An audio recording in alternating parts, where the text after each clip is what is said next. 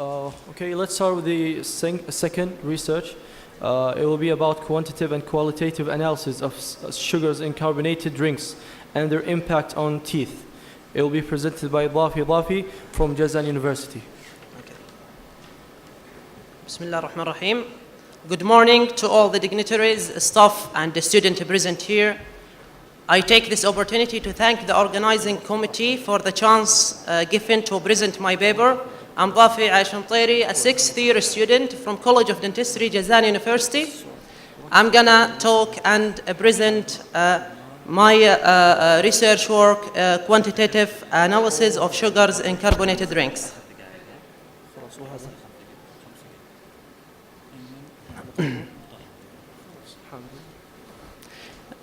Introduction. In recent years, there is a drastic change in the food consumption pattern in Saudi Arabia.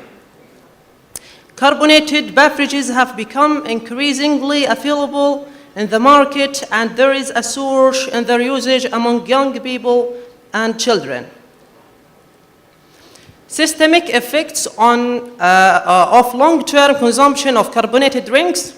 There is increase in consumption of such drinks, but what's the consequences on a long term? You may get osteoporosis, diabetes, kidney damage, tooth decay, heart disease, and such more. Heavy consumption of these drinks can lead to excessive amount of sugar intake, which is associated with obesity and type 2 diabetes among children. Also, it's associated with increased risk of bone fracture and osteoporosis due to phosphoric acid content in these drinks, which limit calcium absorption. So when it's excreted in the urine, it takes the calcium with it, and it affects the bone density, which may lead to osteoporosis. Also, in the children, sometimes they replace the milk intake by consumption of these drinks. Potassium benzoate, which is often used as a preservative, are a potential carcinogen, which may lead to cancer. Also, food dyes in these drinks can lead to impaired brain function.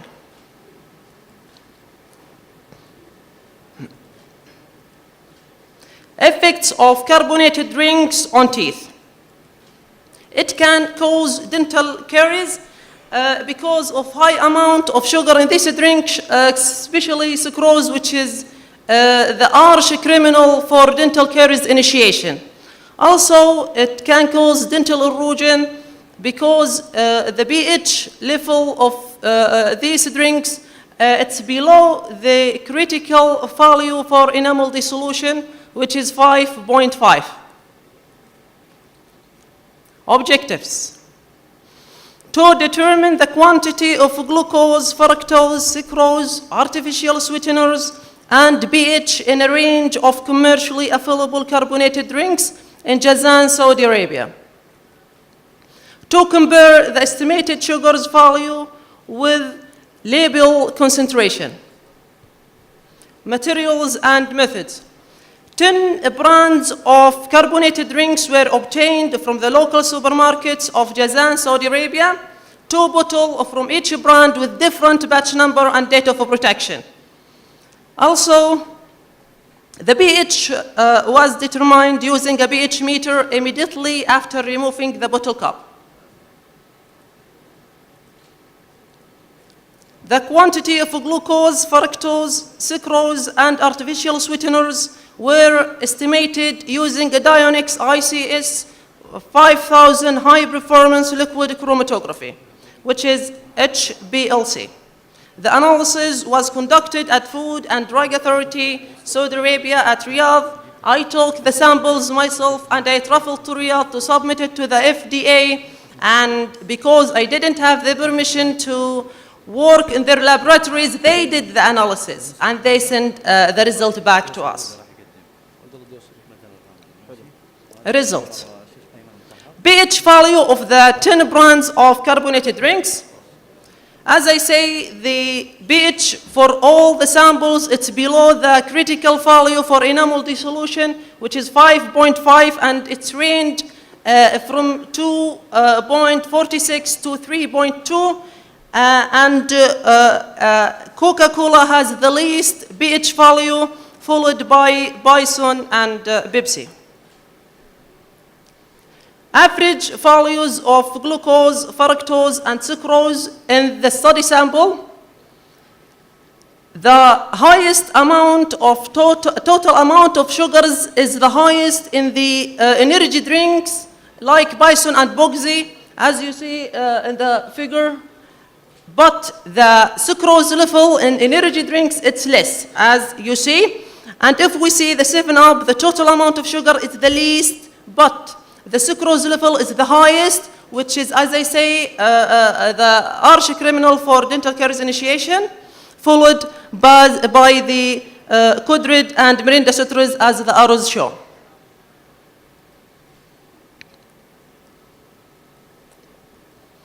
Comparison of determined concentration of sugars with their labeled value in the study sample.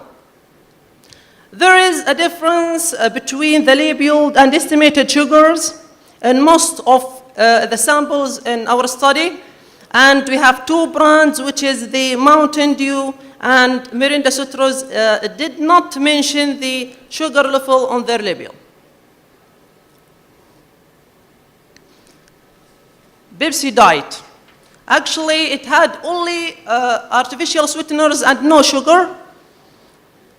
It had a higher amount of aspartame, acesulfame K, but a little saccharin as suggested by FDA, but still within average daily limits. Conclusion.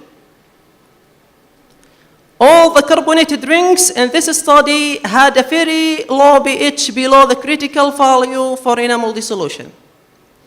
This is a critical factor that cause or relate to dental erosion. The total carbohydrate content of the carbonated drinks analyzed was rather high. The highest sucrose concentration was present in a 7-Up brand, which poses a high risk of dental caries. Comparison of estimated values of sugar with those printed in the label show a variation in most of these brands. Diet Pepsi in our study showed a higher amount of aspartame and acesulfame K with little saccharin, but still within the acceptable daily limits. Here, there is some of our references.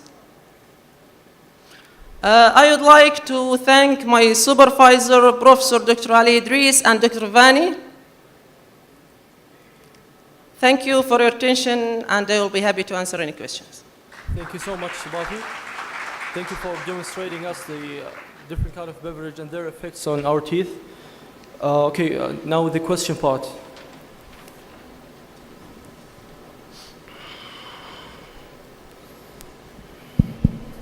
Yes. Thank you for excellent presentation. I have actually a comment. When I saw the title, Qualitative and Quantitative, I got a little bit excited. But later on, when you went through the presentation, I did not see the method, or I mean the qualitative method was presented.